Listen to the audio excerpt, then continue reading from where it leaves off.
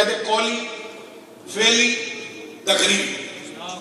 قاضی غلام شکیر صاحب صوفی باصفا ہے, مجھے لقمہ دے رہے ہیں. سبحان اللہ, سبحان اللہ کہیں.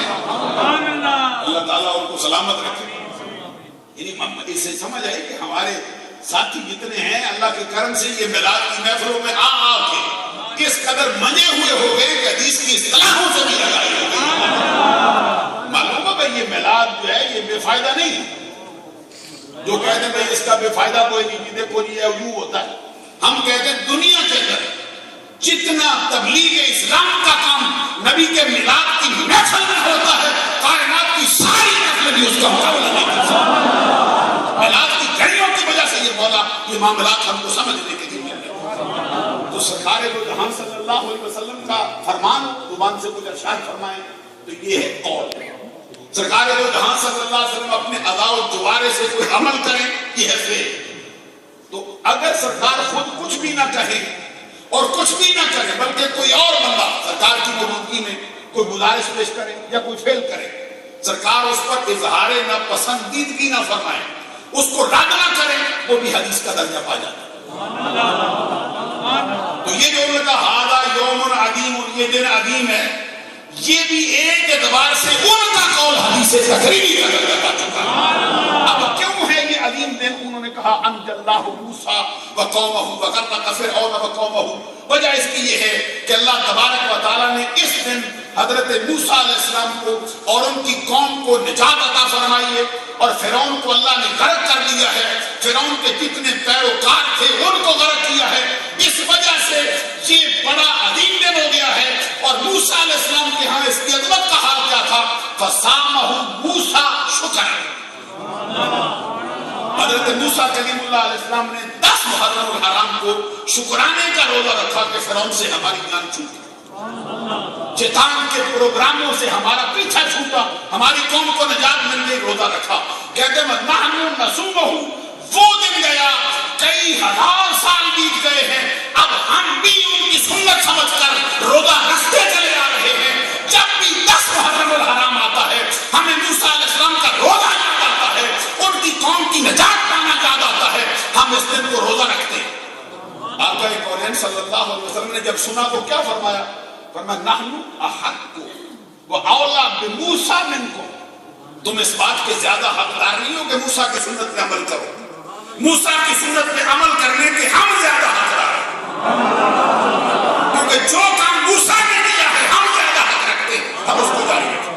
کیونکہ موسیٰ ہمارا بھائی, موسیٰ علیہ السلام پیغمبر ہیں, رسول ہیں, نبی ہیں, اور سرکار کا فرمان ہے کہ تمام نبی اللہ کی بائی ہیں. کیا؟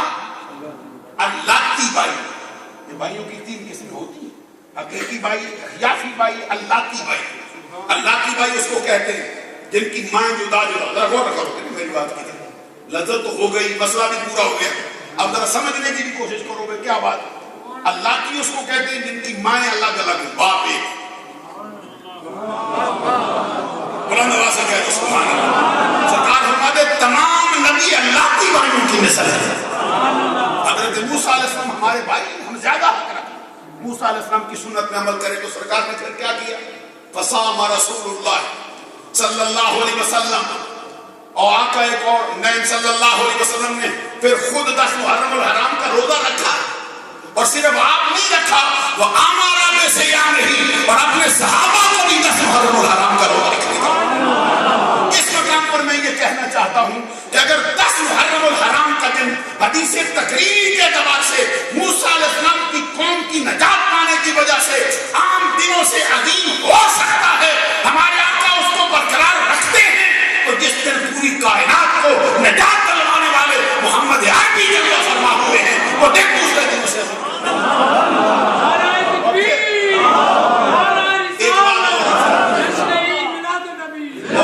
ایک اور بات عرض کرنا چاہتا ہوں. یہ حدیث کی مشکات المصابیح کے صفحہ نمبر 179 پر ہے صحیح مسلم کے حوالے سے.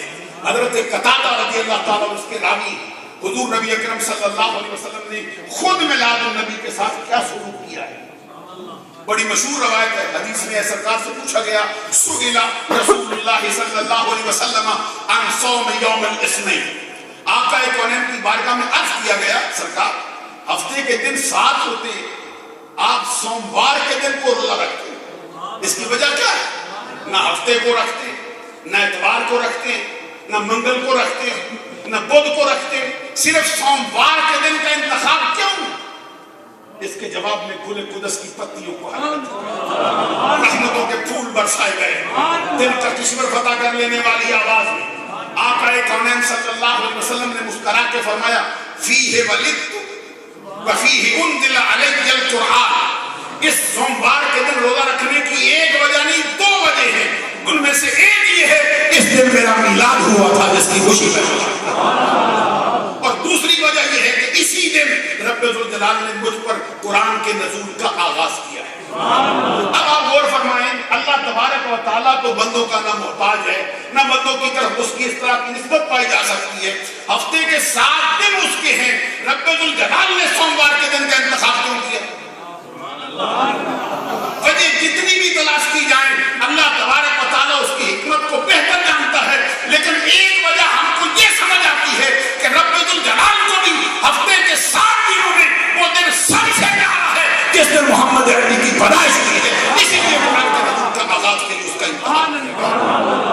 اور پھر میں یہ عرض کرنا چاہتا ہوں، سرکار کی زندگی میں جو اہم ایام آئے وہ سارے کے سارے سوموار کو ہوئے۔ حضور نبی اکرم صلی اللہ علیہ وسلم نے جس دن مکہ المکرمہ سے ہجرت فرمائی ہے، سوموار کا دن تھا۔ جس دن سرکار مدینہ شہر میں جلوہ فرما ہوئے، سوموار کا دن تھا۔ جس دن سرکار کو معراج کروایا گیا، سوموار کا دن تھا، جھوم کے سبحان اللہ کہتے ہیں۔ اور جس دن سرکار نے وصال فرمایا، اس دن بھی سوموار کا دن تھا۔ معلوم ہوا رب کو محمد عربی کی ولادت کا دن بقیہ سارے دنوں سے پسندیدہ ہے، اسی لیے اہم ایام محمد عربی کے سوموار کے دن۔ اور جہاں تک پھر اس دن کو منائے جانے کا تعلق ہے، میں بطور عید مناتا ہوں، اس کے لیے حضرت عیسیٰ روح اللہ کلمۃ اللہ علیہ السلام کا جو عمل ہے وہ قرآن مجید میں ہمارے سامنے ہے۔ آپ کو معلوم ہے حضرت عیسیٰ روح اللہ کلمۃ اللہ ایک ایسی ہستی ہے جس کو اللہ تبارک و تعالیٰ نے بغیر باپ کے پیدا فرمایا، سبحان اللہ کہو نا بلند، جن کی ماں کے بارے میں رب کہتے ہیں وَأُمُّهُ صِدِّیقَةٌ، ان کی ماں صدیقہ ہے، جن کی ماں کے بارے میں قرآن مجید نے کہا کہ وَمَرْيَمَ ابْنَتِ عِمْرَانَ الَّتِي أَحْصَنَتْ فَرْجَهَا، عمران کی بیٹی مریم نے اپنی پارسائی کی حفاظت کی۔ ہم کہتے ہیں جب حضرت عیسیٰ کی ماں صدیقہ ہے، جب حضرت عیسیٰ کی ماں نے اپنی پارسائی کی حفاظت کی ہے، تو پھر محمد عربی کی ماں کا حال کیا ہے جس کے لیے مریم کی دائی بن کے دعا کر رہی ہے، جس کے لیے مریم دائی بن کے آ رہی ہے۔ وقت ہوتا تو میں آپ سے یہ عرض کرتا قرآن سے کہ حضرت مریم کے ہاں جب بچے کی پیدائش کا معاملہ ہوا ہے، پورے کا پورا رب ذوالجلال نے قرآن میں اس کو بیان کر دیا۔ حضرت مریم جس تنے کے ساتھ ٹیک لگا کے بیٹھی، کھجور کا سوکھا تنا ہے، اللہ تبارک و تعالیٰ کیا فرماتے ہیں وَخُذِّي إِلَيْكِ بِجِذْعِ النَّخْلَةِ تُسَاقِطْ عَلَيْكِ رُطَبًا جَنِيًّا فَكُلِي وَاشْرَبِي وَقَرِّي عَيْنًا فَإِمَّا تَرَيِنَّ مِنَ الْبَشَرِ أَحَدًا فَقُولِي إِنِّي نَذَرْتُ لِلرَّحْمَنِ صَوْمًا فَلَن نُكَلِّمَ الْيَوْمَ إِنسِيًّا۔ یہ میلاد ہے حضرت عیسیٰ کا۔ حضرت مریم کو یہ وقت آ گیا ہے کہ یہ اب پیدائش ہوگی بچے کی، ایسا جملہ کوئی زبان سے نکل نہ جائے جو نبیوں کی شان کے لائق نہ ہو، انتہائی محتاط یہ مسئلہ ہے۔ ماں سے پیدائش ہو رہی، حضرت عیسیٰ روح اللہ کلمۃ اللہ کی ماں مریم تنہ تنہا، نہ ماں پاس ہے، نہ بہن پاس ہے، نہ کوئی سہیلی پاس ہے، نہ کوئی اور رشتہ دار پاس ہے جو ان کو سنبھال سکے۔ کسی ماں کے لیے یہ وقت کتنا مشکل ہے جب بچے کی پیدائش ہے، اور حال ادھر کیا ہے، ان کی شادی بھی نہیں، حال ادھر کیا ہے، بغیر باپ کے بچہ آ گیا۔ کتنی ضرورت ہے سارے کی۔ اللہ تبارک و تعالیٰ فرماتا ہے مریم ٹیک لگا کے بیٹھی کہ سوکھے تنے کے پاس، ہم نے کہا ذرا ہاتھ اٹھا اس کی ٹہنی تک لے جا اور اس کو پکڑ کے دوں ذرا کھینچ، تیرے ہاتھ لگنے کی دیر ہے، ابھی سر سبز و شاداب ہوگا، ابھی اس پہ کھجوریں لگیں گی، ابھی پک کر تیری جھولی میں گر جائیں گے، تو پانی کی ضرورت ہوتی ہے، تیرے قدموں کے نیچے چشمہ جاری کر دیا ہے ہم نے۔ اب فَكُلِي وَاشْرَبِي وَقَرِّي عَيْنًا، کھجوریں کھا، پانی پی، اور جو بچہ تیری گود میں آیا ہے اس کو دیکھ کے اپنی آنکھوں کو ٹھنڈک پہنچا۔ ہم کہتے ہیں کہ یہ سارے اہتمام حضرت عیسیٰ کی ماں کے لیے ہو سکتے ہیں، محمد عربی کی ماں کے لیے ادھر تو چشمہ جاری میرے ساتھ حضرت آمینہ رضی اللہ تعالیٰ عنہ فرماتی میرے لیے پانی میں مشروب آیا تھا پیالے میں، جب میرا حلق مجھے خشک ہوتا محسوس ہوا تو فرماتی کیسا پیالہ آیا تھا؟ جو باہر سے چاندی کا تھا اندر سے شیشے کا تھا۔ بلند آواز سے کہو نا سبحان اللہ۔ آج زمانے نے بنائے باہر سے چاندی کے اندر سے شیشے کے، کس طرح کی دو دھاتوں کو ملا کے بنایا گیا، اندر سے شیشہ باہر سے چاندی، اور کہتی ہیں حضرت آمنہ رضی اللہ تعالیٰ عنہ کہ اس کے اندر مشروب کیسا ہے؟ دودھ سے زیادہ سفید ہے، برف سے زیادہ ٹھنڈا ہے، شہد سے زیادہ میٹھا ہے۔ آواز آتی ہے مریم آمنہ پی لے، اس کے بعد تجھے زندگی پر پیاس کی حاجت نہیں رہے گی۔ حضرت مریم کے لیے آ سکتی ہے، حضرت آمنہ کے لیے کیوں نہیں آ سکتی؟ عزیزان گرامی قدر یہ بات بہت لمبی نہ ہو جائے، میں اب کرنا چاہتا ہوں۔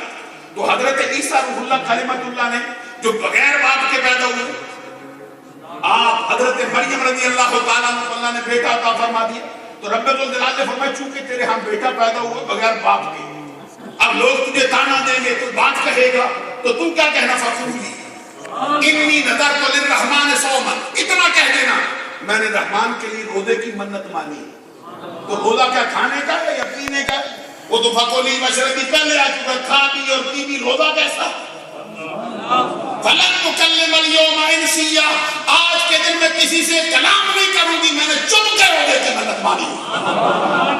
حضرت لے کے آ گئی، حضرت عیسیٰ کو اٹھایا، قوم آگے سے مارنے آئی ہے، کسی نے پتھر اٹھایا ہے، اور امام فخر الدین رازی اس مقام پہ لکھتے ہیں، فرماتے ہیں جس نے پتھر اٹھایا نا اس کا ہاتھ ادھر ہی کھڑا ہوا، بازو پہ فالج کر گیا ہے، آگے پیچھے آدمی سے کسی نے گالی دینے کے لیے منہ کھولا ہے، اس کا منہ ادھر ہی فالج سزا ہو گیا ہے۔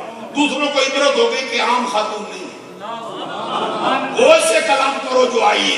تو انہوں نے کہا کدھر سے لائیے؟ نہ تیری ماں ایسی، نہ تیرا باپ ایسا، نہ تیرا خاندان ایسا۔ تو آگے سے مریم رضی اللہ تعالیٰ عنہ کا حال کیا ہے؟ فاشارت الیہ، مجھ سے نہ پوچھو، اسی بچے سے پوچھ لو جو آیا۔ حضرت عیسیٰ روح اللہ کلمۃ اللہ اس وقت ماں کا دودھ تو ناول فرما رہے، بعض مفسرین کرام نے لکھا ہے آپ نے فوراً اپنی ماں کا دودھ چھوڑ دیا، عام بچے تو نہیں تھے نا، پیدائشی نبی حضرت عیسیٰ روح اللہ کلمۃ اللہ۔ اور ہمارے ہاں تو ہمارے عقائد کی کتابوں میں لکھا ہے، یہ علامہ عبدالحکیم سیالکوٹی نے اہل سنت کا نظریہ بیان کیا ہے، وہ فرماتے ہیں نبیوں کے بارے میں یہ نہ سوچ کے کب ہوتا ہے کب نہیں ہوتا، وہ کہتے ہیں النبی نبی ولو کان فی بطن امہ، نبی نبی ہوتا ہے، ماں کے پیٹ میں بیٹھا ہو تب بھی نبی ہے، ماں کی گود میں بیٹھا ہو تب بھی نبی ہے، حلیمہ کی بکریاں چروائے تب بھی نبی ہے، ابو بکر کے کندھوں پہ سواری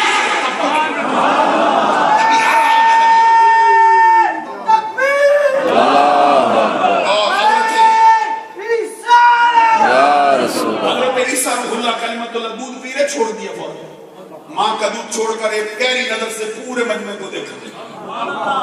ذرا غور کرو نا، آپ مجھے توجہ فرماؤ میری بات کی۔ حضرت عیسیٰ جب پہلے دن میں چند گھڑیوں کی عمر کا بچہ ہو تو پورے مجمع پر ایک گہری نظر ڈالے، تو جس جس پہ نظر پڑتی ہوگی اس کا حال کیا ہوگا؟ حضرت عیسیٰ کی نظر میں آ گئے ہیں۔ تو پھر حضرت امام فخر الدین رازی کہتے ہیں حضرت عیسیٰ نے پہلے دن کیا کیا؟ آپ نے اپنی یہ ہتھیلی ہے اس کو اپنی ٹھوڑی کے نیچے رکھا، اپنی کونی کو ماں کی دان پر ٹکا دیا، اور اپنی انگشت شہادت کو اس طرح فضا میں بلند کیا۔ یہ پہلے دن کا خطیب ہے، اس طرح فضا میں بلند کر کے اپنی زبان سے وہ نعرہ لگایا جس کو قرآن نے درج کیا، انی عبد اللہ آتانی الکتاب وجعلنی نبیا وجعلنی مبارکا اینما کنت واوصانی بالصلاۃ والزکاۃ ما کنت حیا وبرا بوالدتی ولم یجعلنی جبارا شقیا والسلام علی یوم ولدت ویوم اموت ویوم ابعث حیا۔ حضرت عیسیٰ نے پہلے دن مجھ سے شہادت اس طرح فضا میں کھڑی کر کے کہا، جس کی ماں پر یہ الزام لگا رہے ہو ذرا گود میں آنے والا تو دیکھو کیسا ہے۔ حضرت مریم نے کہا نا بھائی اس سے پوچھو، ادھر اشارہ کیا، تو انہوں نے کہا قالوا کیف نکلم من کان فی المہد صبیا، ماں کی گود میں کھیلنے والے بچے کیسے کلام کر سکتے؟ ہم میں سے کیسے بولے کیسے پوچھیں؟ ادھر وہ کہہ رہے تھے نہیں ہو سکتا، تو حضرت عیسیٰ کہتے ہیں عام بچے ہوں تو نہیں ہو سکتا، رب کے پسندیدہ حکم پر بول سکتے ہیں۔ حضرت عیسیٰ روح اللہ کلمۃ اللہ نے اعلان کیا میں اللہ کا بندہ ہوں، آتانی الکتاب وجعلنی نبیا، یہ نون پہ کایا یا متکلم مفعول بہی ہے، دونوں تینوں مقامات پر۔ اس کا یہ معنی نہیں کہ میں وہ ہوں جس کو رب کتاب دے گا، میں وہ ہوں جس کو رب نبی بنائے گا، میں وہ ہوں جس کو رب نماز و زکات کا حکم دے گا، بلکہ اس کا معنی یہ ہے کہ مجھ کو رب نے نبی بنا کے بھیجا ہے، کتاب والا کر کے بھیجا ہے، نماز اور زکات کا حکم دے کے بھیجا ہے۔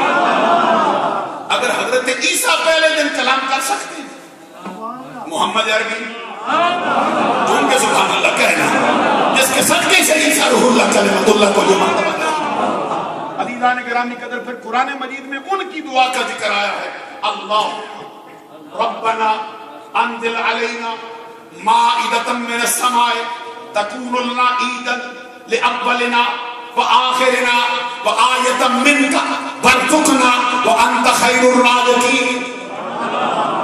جب بھی قرآن پڑھا جائے سبحان اللہ کہو، کیونکہ یہ بندوں کا کلام نہیں ہے،